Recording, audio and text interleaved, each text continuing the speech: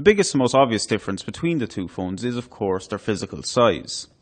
The One M8 has a 5-inch screen and a large footprint, which is significantly wider and taller than the more compact Mini 2, which is a 4.5-inch screen. In terms of weight, as you would expect, the Mini 2 is much lighter, weighing in at 137 grams as opposed to 160 grams for the larger phone. But the Mini is not too light so as to make it feel flimsy.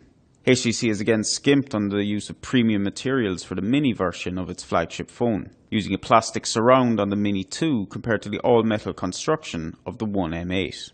Both of these phones are superbly designed and built, and while the One M8 has more premium materials, the Mini doesn't feel as if it is anything but a high-end phone.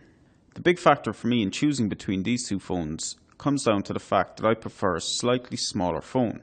If you could call a phone with a 4.5-inch screen small, that is. But many people would want a larger screen to watch films and play games, meaning the One M8 is the likely choice for them.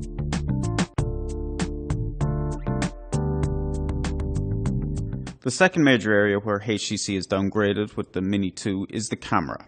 The HTC One M8 introduced the Duo camera, which added a depth sensor to work alongside the 4-megapixel ultra-pixel sensor, but allows users to create lots of funky 3D depth of field effects. HTC also included a dual flash for better low-light performance and more natural-looking images. The company has not included either of these on the Mini 2, using a more conventional 13-megapixel sensor, which is perfectly acceptable, but doesn't challenge the likes of the Xperia Z2 or Nokia's Lumia 1020 for picture quality. Both phones feature relatively high-resolution 5-megapixel sensors on the front.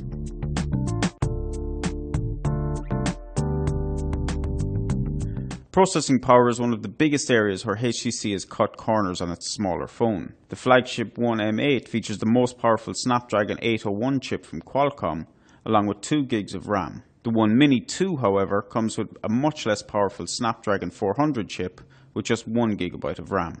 What this means in the real world is that no matter what you throw at the M8, it should be able to handle without blinking. And while the Mini 2 is able to handle most operations without a problem, graphically intense 3D games will see it struggle slightly.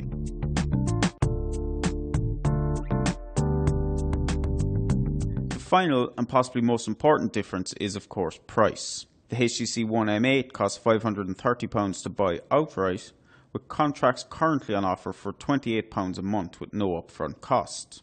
HTC has yet to announce SIM-free pricing for the One Mini 2, but considering the original Mini cost £379 when it launched last year, I would expect the price to remain the same this time around. You can pre-order the phone on contract for £25 a month with no upfront cost.